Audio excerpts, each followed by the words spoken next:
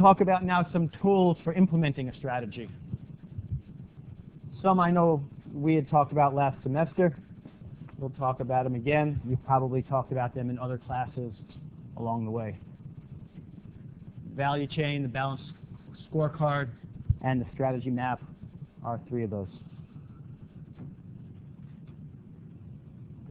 So in order to implement the strategy, you start by understanding your industry. And Michael Porter shows up again here with the 5 forces model.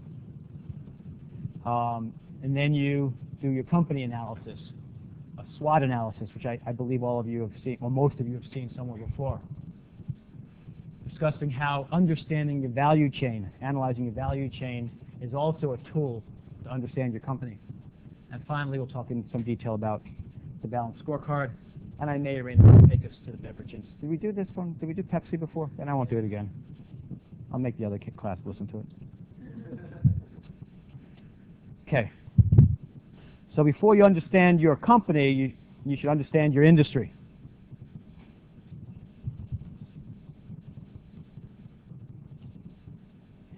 You should understand the demand economics. Is your business a price-sensitive business? You should understand the growth going on in your industry. Is it a growing industry? Is it static? Is it growing in some countries and static in others? And the cyclicality. And there are 2 types of cyclicality to think about. Economic cyclicality. Are you at the whim of the economic cycles? Did some businesses get hurt less by economics than others? Interestingly, a company, not on our side, but on the other side, that gets hurt less than others in economic downturn times would be a company like Estee Lauder. Because people still want to feel as though they're investing in themselves during an economic downturn, and you can relatively cheaply feel good about yourself by buying cosmetics and things like that, rather than buying that new car that you always wanted. So they are hurt less than other industries by economic downturns. And then there are industry cycles, whether it's retail and you have a huge Christmas spike. The automobile industry is having a recovery right now. I guess this is economic based, but it's having a recovery because you have to buy a car eventually, right? You can maybe hold off an extra year or 2, but eventually you're going to buy that new car. And so we're beginning to see that eventuality happening. You need to understand your industry. The supply side. How strong are your suppliers vis-a-vis you? Can you think of an industry where maybe the supplier is stronger than you might like as a company? Oh yeah. The suppliers are very strong. So if you don't have the full value chain, if you're not starting with exploration and ending with delivery, you're at the whim of the person selling you the gas.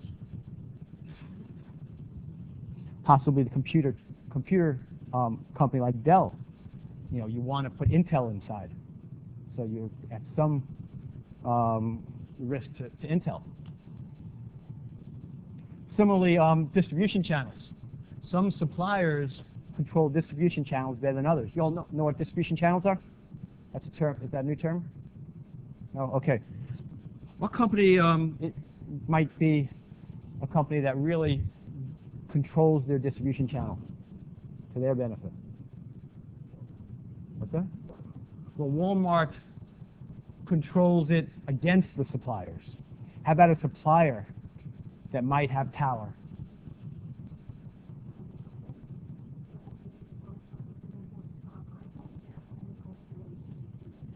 For a long time, yeah.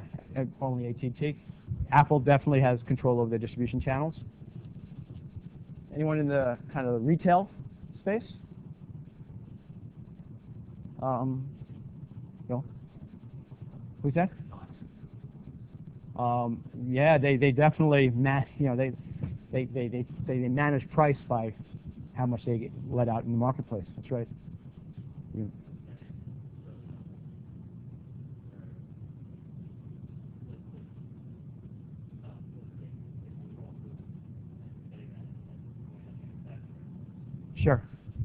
They do. And the other way that they do it is, a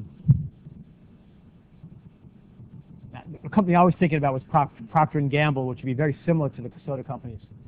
They have some products that you want to buy, you being Whole Foods or a retail store, and some foods they want to push on you, or some product they want to push on you. So, and same thing with the beverage companies.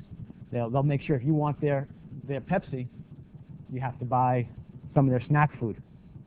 So they control the distribution channels because you want some of their product.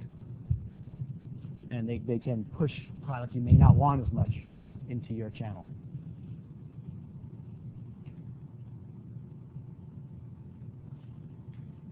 Look at manufacturing. You need to understand the capital intensiveness of your manufacturing operations and the complexity of the process. What's an industry with a very capital intensive manufacturing?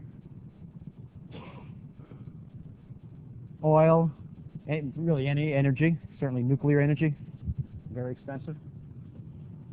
Very expensive to build a plant, and so you need a lot of upfront money.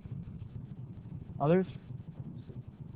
Pharmaceuticals for research and development, for sure. These two things serve as barriers to entry for competitors.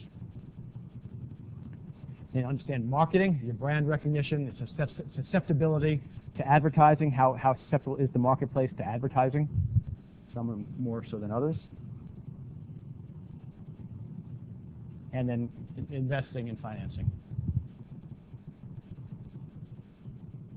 Quite often the global implications, a lot of the companies we're looking at have, the U.S. is not their big growth market. The growth markets are outside the U.S., and they use the U.S. cash to fund their external growth, the non-U.S. growth.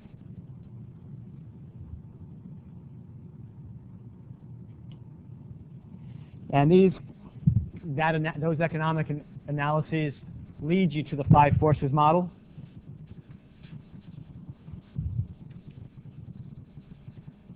The 5 forces are: how strong are your suppliers, low, medium, or high?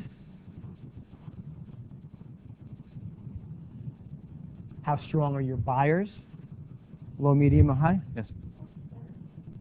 Burgeoning. Oh no, bargaining. They all should say bargaining. It's a typo, but since I lifted it from somewhere, I can't fix it. I guess I can. Yes, it should say bargaining though. So it's the bargaining power, the power of your suppliers, the power of your buyers, the barriers to entry, and they could come in many forms. They could be capital requirements, as we talked about. It could be the learning curve, if it's a new business. Regulation. Some businesses you can't get in because of the government limiting it. Economies of scale,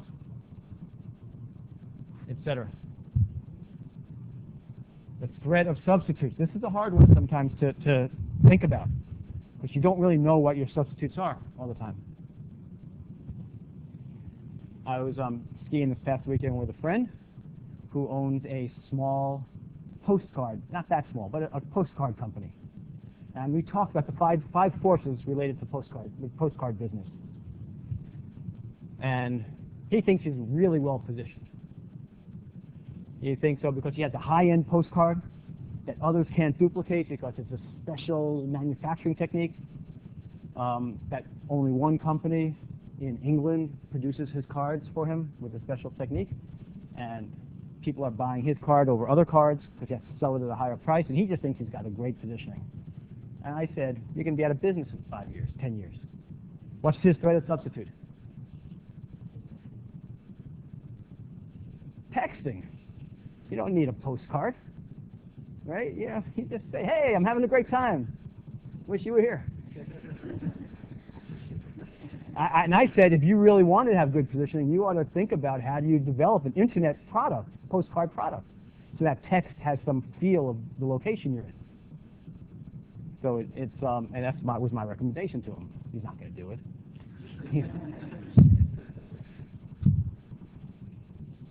But he has a big threat of a substitute, which is just a text message. And then the rivalry within the industry, which is Coke, Pepsi. And so from these 5 forces, you get to determine the difficulty of operating within your industry. Okay? Is this an industry that is welcoming to high growth and innovation? Is this an industry where you had best be a cost leader in order to have any chance to make money?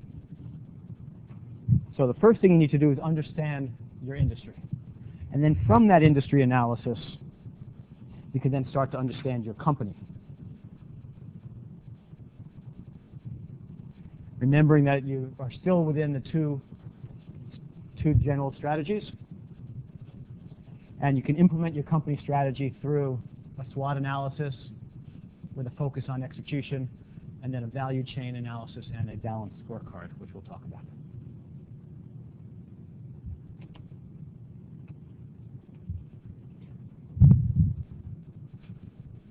So some of the things you should ask yourself about your company as you're taking it from the industry to the company. Are you attempting to create a differentiated product or be a low-cost provider? Talked about that. What is your degree of integration within the value chain? Do you take it from the beginning to the end, or do you just take pieces of the value chain? We talked about Pepsi, which doesn't take it from the beginning to the end. They've decided their core competency, the thing that makes them different, is their marketing and the unique formula. They don't need to be bottlers. They allow other companies to be their bottlers. They own pieces of those companies. They don't want to be that bottler. It's lower margin business. Doesn't serve their purpose. Your geographical diversification. You have to consider the risks of operating on a global basis. And your industry diversification. Do you operate under multiple industries? And if you do operate under multiple industries, are you taking advantage of synergies? Aside from Berkshire Hathaway, the thought of just being the owner of a lot of different unrelated businesses has proven not to be successful for the long haul. It's difficult to focus. So 2 terms that you should think about are critical success factors, CSFs. Those are the processes within your firm that deliver value. Critical success factors, CSFs, deliver value to your customers. Your company has core competencies. It's those things that you do particularly well. And if you can make sure that your core competencies match the critical success factors, then you have a good business model. So you're looking for a strategy that takes your core competencies to deliver on those things that the customers want.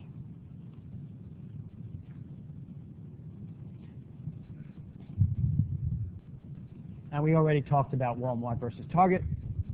Walmart has a mass appeal. They're looking to be the cost leader, and they take advantage. One of their core competencies is size, which is reflected in a core competency of bargaining power. They are very strong negotiators. Target wants to understand who you are and deliver products specific to your needs. And so the critical success factor for keeping their customers, and they're big also, but they're just not Walmart big. Their critical success factor is understanding their customer so that the customer is getting the value of when they walk in the store, they're going to get what they want. And so their core competency is data analysis, which allows them to understand their customer, which is the value that the customer has, and they get to deliver on their critical success factor.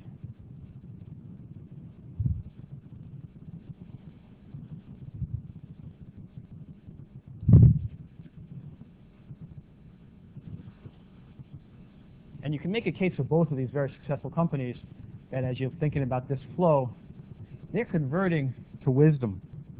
And they have power. They have market power, both of them, because of taking care to focus on their core competencies. Okay. So here's this is not a breakout as much as just talk to the people near you. What might be some critical success factors for an industrial chemical manufacturer, a savings and loan institution, or a discount clothing chain? As you do this, if you look at page, how many of you have brought the textbook? Good. So try to find somebody with a textbook that might help you to team with. Page 36 kind of has some example generic critical success factors. And so think about what you might just name, pick out a couple for each.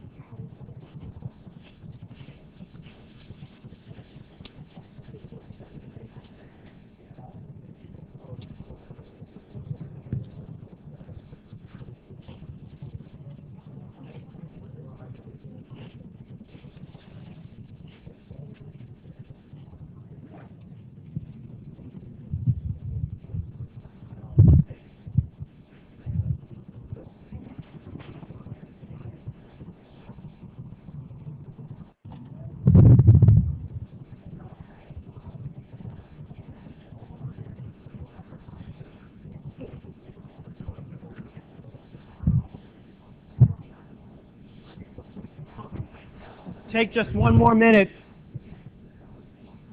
This is just to give you a sense of what some critical success factors might be. Yes, sir.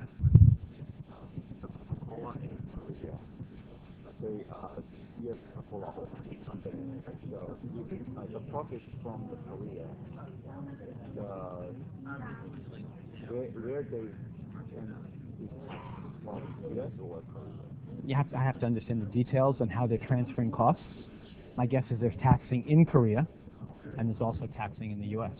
They probably have a Korean business that established as a Korean entity that then transfers profits to the U.S. entity. So I don't know what the tax rate is in Korea. Do you know what it is?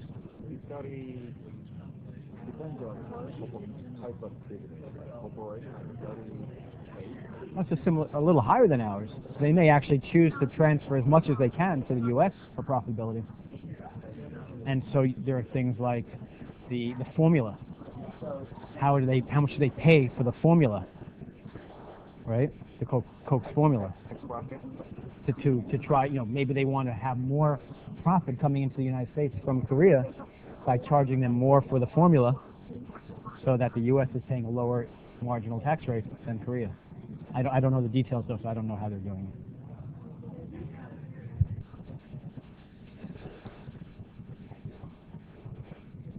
Okay, why don't we regroup?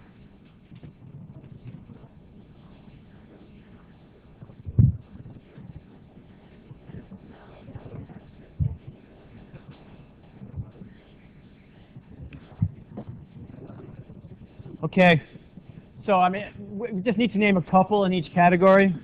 We don't need to name it. I just want you to start thinking about what critical success factors might be.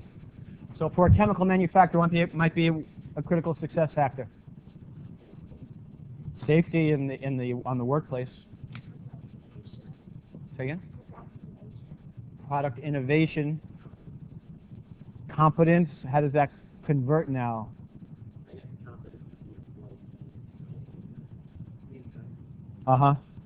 So that would allow you to create a product faster and high quality, cheaper. Okay. Sure.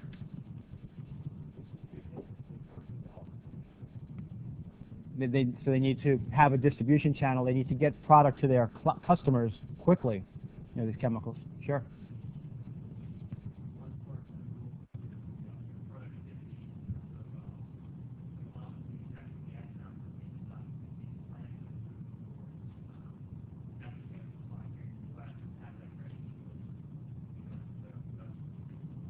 Sure.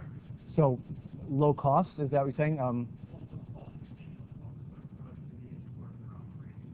Yes, definitely productivity is part of the operations.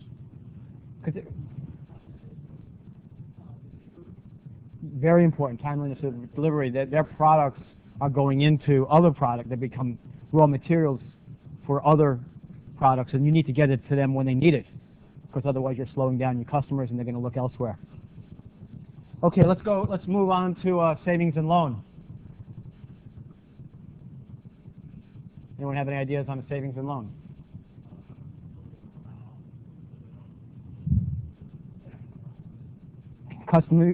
Employee morale. I think employees are very important. You're right. Customer service, customer satisfaction, because there's a lot of competition out there, outside of the banks everywhere. Marketing, so you're drawing people toward you. Sure. Where you go, Jake? Profitability.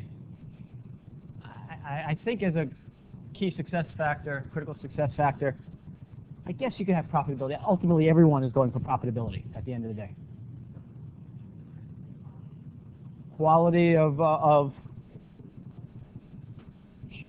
sure. Employee training would be a critical success factor to ensure that they are doing their work right, so they're not making a major mistake that can cost you a lot of money.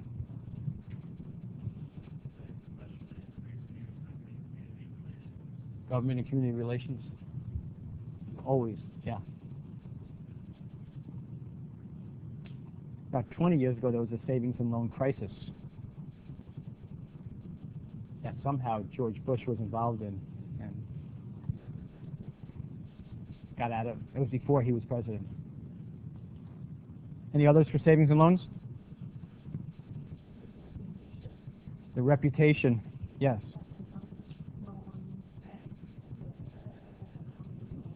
Sure. Yeah, you want to make sure that they have a high rating, so that they're, you know, if you're going to give them your money, you want to know that you'll get the money back. Okay, let's finish it up with a discount clothing store. Discount clothing store. Quality, yeah, because you could go become like Sims. Anyone know who Sims is? They just went Chapter 11. I don't know if they're still in business. What's that? They sell a lot of stuff, but they, you know, 10, 15 years ago, they were the go-to place to get low-cost discount clothing, and then they lost sight of how the market shifted, and then they became a reputation for just having low-cost, low-quality, boring stuff. And they went Chapter 11. Along with Filene's Basement. They were the same company. Sales. Your ability to sell. Others for discount?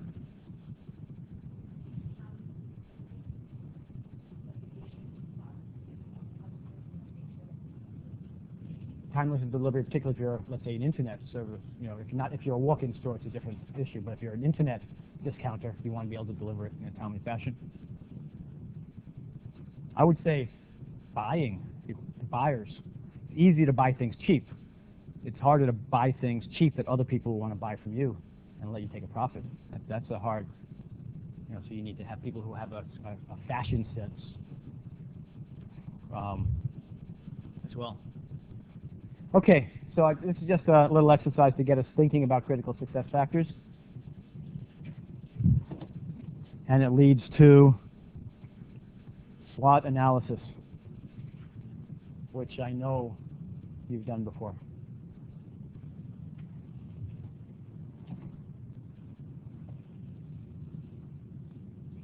So you need your critical success factors tie into strategy, which ultimately the next step you need to do is come up with quantitative measures that are specific for your CSFs. So you need to have metrics that allow you to determine how you're doing versus your critical success factors.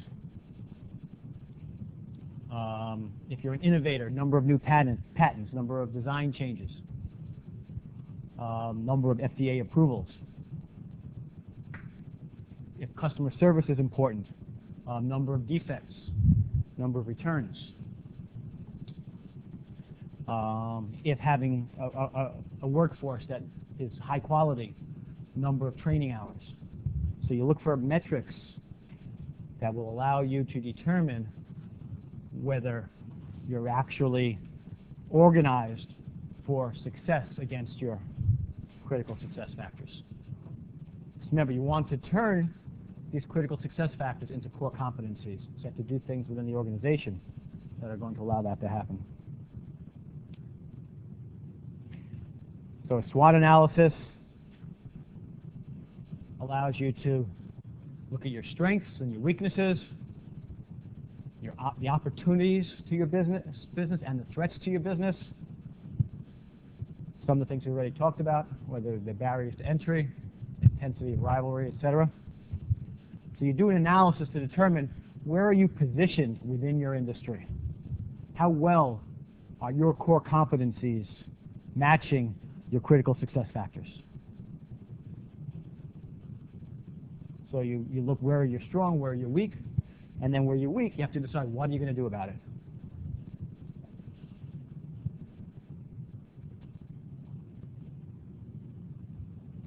Generally speaking, cost leaders are looking for operational performance while still maintaining the appropriate level of quality. Differentiators are looking for customer satisfaction and innovation, and will focus on marketing and product development in order to get that message to the marketplace. And so management accountants are all part of the process of making sure you're doing the right things in here.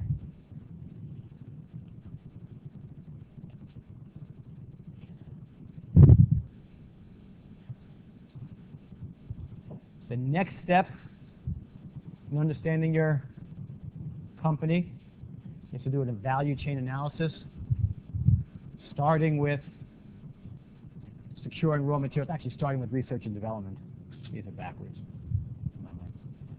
And then securing the raw materials, designing your products, production, marketing, distribution, customer service. Different places will have different names in these boxes.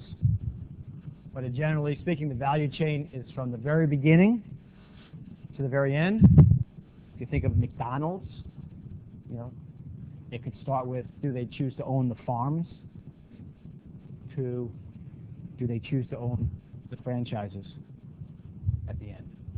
So all the way from the raw materials through franchising, and then you'd have McDonald's University in here somewhere, or whatever they call it, for new ideas.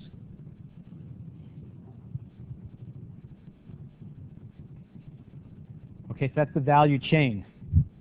What you do with it related to management accounting, you want to analyze which of these processes truly add value.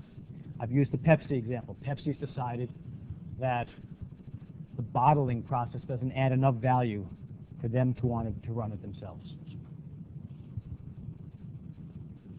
So processes that don't add value can be deleted or outsourced.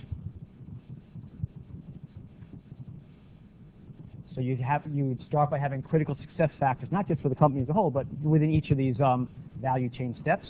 What makes that value chain step a success? What are our core competencies? Do we match that?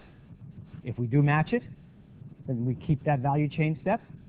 If we don't match it, then maybe we look at alternatives for how we want to do our business. And it's important not to just look at the manufacturing and break that down. You start from the very beginning to the very end. So McDonald's has figured out they don't really add value in farming.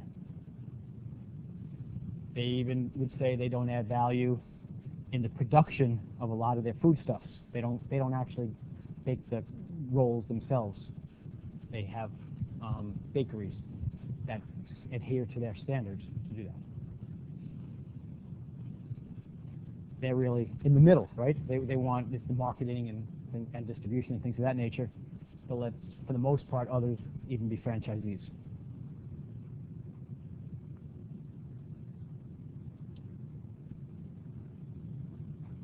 So the value chain analysis approach to understanding your company. Identify all the activities at the lowest possible level that you can. So not just those 7 big boxes, but you break those boxes down. And then for each of those steps, you create a competitive advantage by reducing the cost of that step, or adding value to that step, or outsourcing it, whatever else.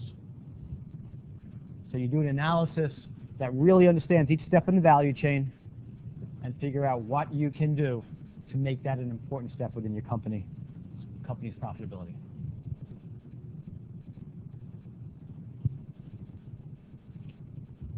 Okay, so I'll briefly do this. This is an example from the text. There's a computer intelligence company, manufactures computers. They have a reputation for service and reliability, and they have they're in a growth business right now.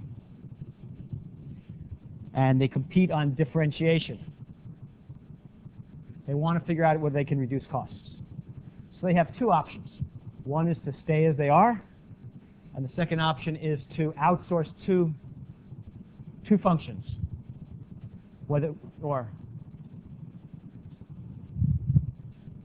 Two outsourcing decisions. They currently purchase parts, but they could consider manufacturing those parts.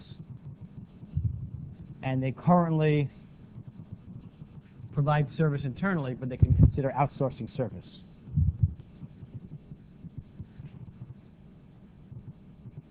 If you look at their, and this is at a relatively high level, their activity analyses, they acquire raw materials.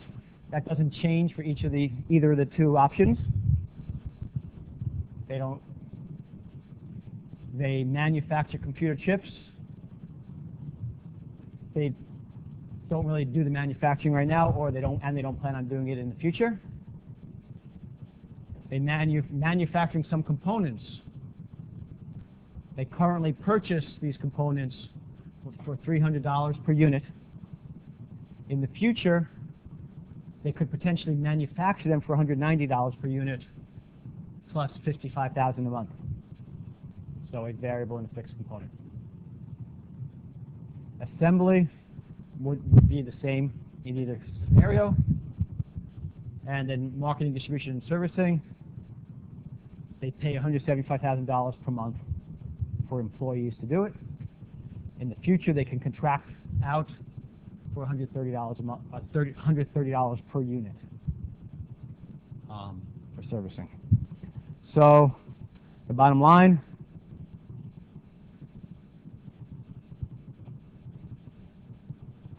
option 2 will offer them some significant savings, both in manufacturing and in marketing. They sell 600 units, so marketing will be significantly less than it would have been. Manufacturing would be choosing to manufacture in-house rather than have that done out-house would save them $11,000. Which option should they choose? How many say option 1? How many say option 2? Why? You save a lot of money, right? Yeah, so here's a value chain analysis that says you should do option 2. But I would go back to this statement right here. They have an excellent reputation for service and reliability, and probably due to that, they're growing their business. And they compete on differentiation on service and reliability.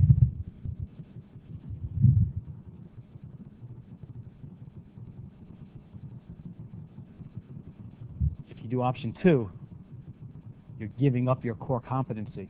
You're outsourcing your core competency, right? Your core competency is service. It may make sense, but I mean, on the surface, I'd say, even though option 2 is saving you a lot of money, it may put you out of business.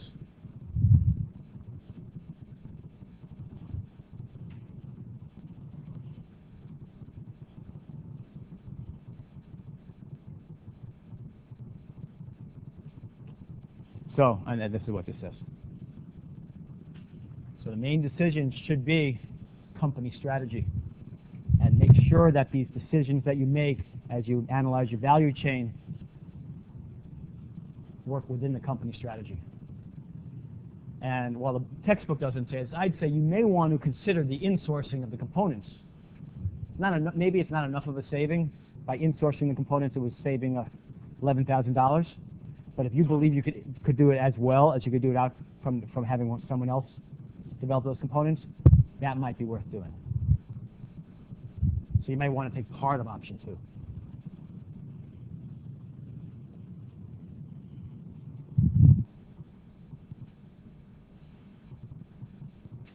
Okay, so there's a 5-step process in strategic decision making. The first step is to determine the strategic issue, and for CIC, they compete on differentiation. The second step is to identify the alternatives, and we had the 2 options. The third step is to do the analysis, and we did what's the cost analysis. And then fourth step, based on the strategy and the analysis, choose an option. And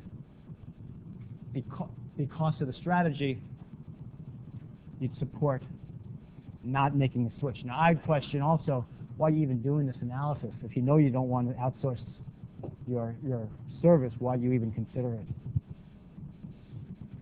And then this is a loop. You always go back at all times. Back to step one, because you rethink your strategy.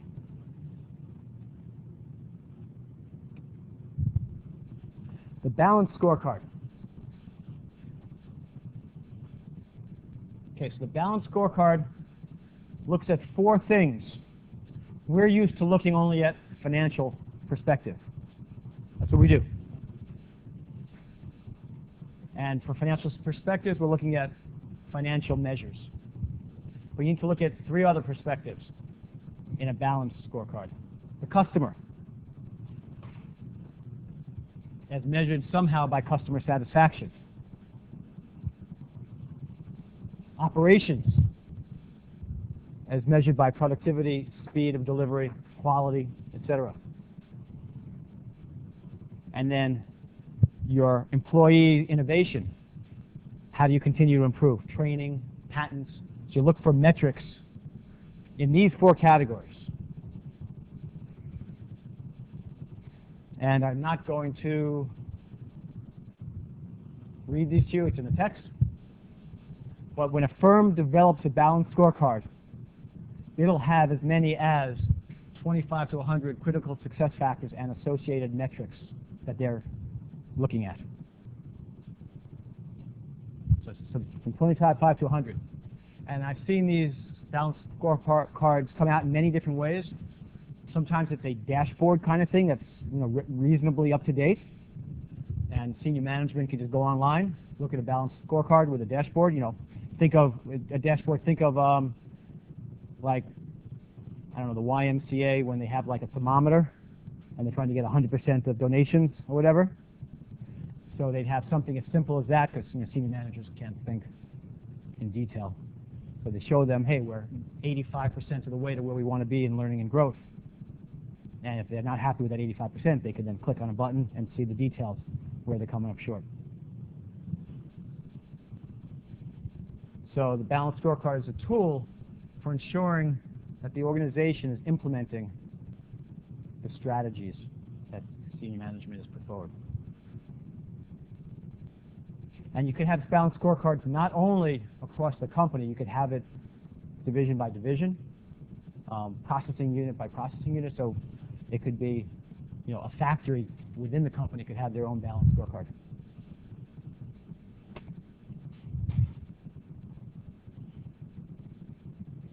And what it does,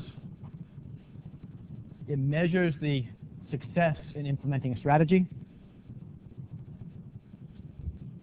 It provides a tool for achieving organizational change that people can see. We're getting to where we want to be. We're not getting to where we want to be.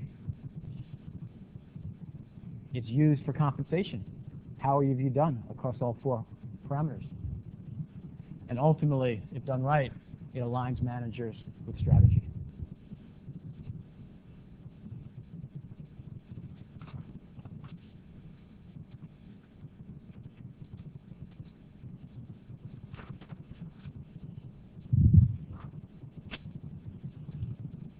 And if a balanced scorecard is correct, you can infer the strategy from the balanced scorecard.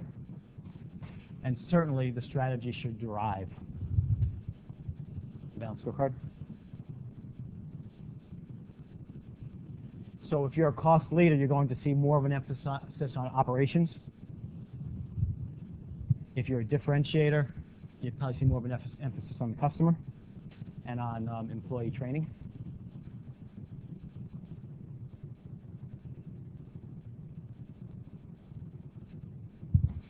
Okay, the strategy map. It's a cause and effect diagram. It takes the balanced scorecard and it shows how everything, because ultimately everything you're doing flows towards the bottom line. And a strategy map shows the flow, how that will work. So this will be an example of a strategy map. Let's take a flow. The bottom line is on the top here. So let's say your learning and growth, one of your metrics there is improving the use of technology in some way. If you succeed, you should see that in your internal processes by improved productivity, and should see that by improved quality, both. The customer should be happier, because improved productivity will result in reduced order filling time. Improved quality will improve customer satisfaction. You can even draw a line that improved productivity, therefore, will also improve customer satisfaction. These two should improve your financials, because you'll increase your revenue. Happy customers buy more. Improved revenue improves your ROI, and improved ROI should be reflected in the stock price. So the strategy map, and we could go through all of these. The strategy map should show how each of your critical success factors flows ultimately to the bottom line, which is improved stock price. And while these look fairly generic, they should be specific to your company. Sustainability. We all know what sustainability is outside of the context of cost management. This is new. This is last 5 years. Some have added sustainability as a fifth dimension of a balanced scorecard. And it's really about what are you doing as an organization for economic, social, and environmental betterment. Because your business being sustainable involves the environment being sustainable.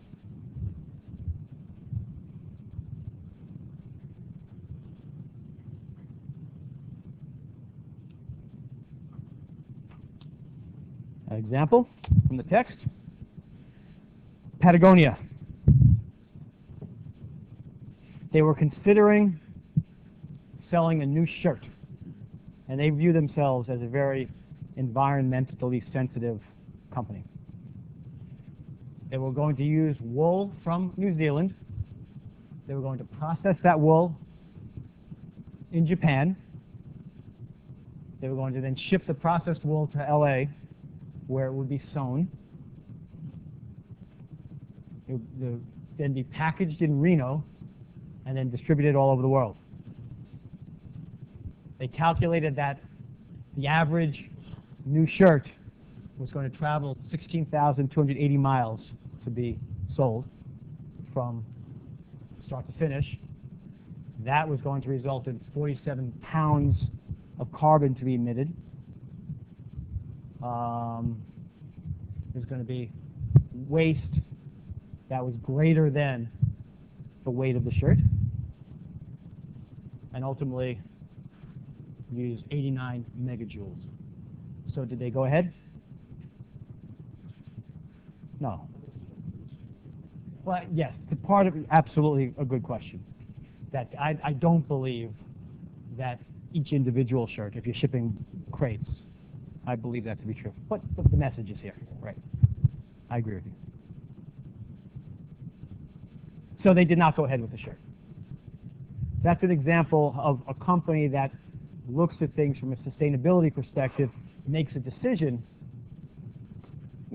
Listen, the corporate image, Patagonia has a corporate image that they want to maintain.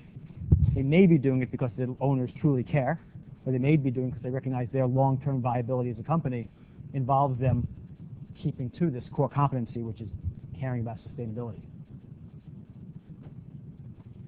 Companies have come as far as developing sustainability scorecards. I found this one for McDonald's. You probably can't read it from there. And you can find this online. And you might find one for your company online. So 99% of their fish globally are sourced from Marine Stewardship Council certified fisheries. So sustainable fish. 60% of company-owned restaurant managers are women. That's a different kind of sustainability that they're thinking about. They want to be a diverse global firm.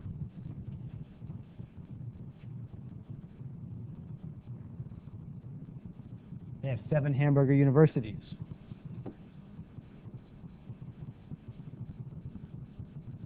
They've raised $170 million since 2002 for charities.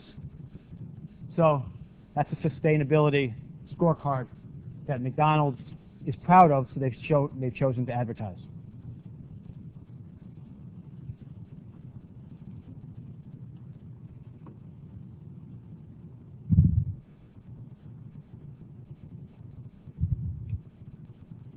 Okay, just briefly on this, I know some of people in this class have expressed an interest for not-for-profits. There was just no way to make that one of our companies, because I think the information would be hard to get at for not-for-profit, but they're interesting nonetheless. You can still think of them in the same way that you think of other companies. They have to satisfy funding authorities, political leaders, general public. They have different people who are interested. And they should be thinking about cost management so that more money can get to whatever the source where they want to get that money to. So you can do internal processes, customer satisfaction, financial measures, human resources, etc. And you can still do value chain analysis to figure out what you would do in-house and what you might take elsewhere.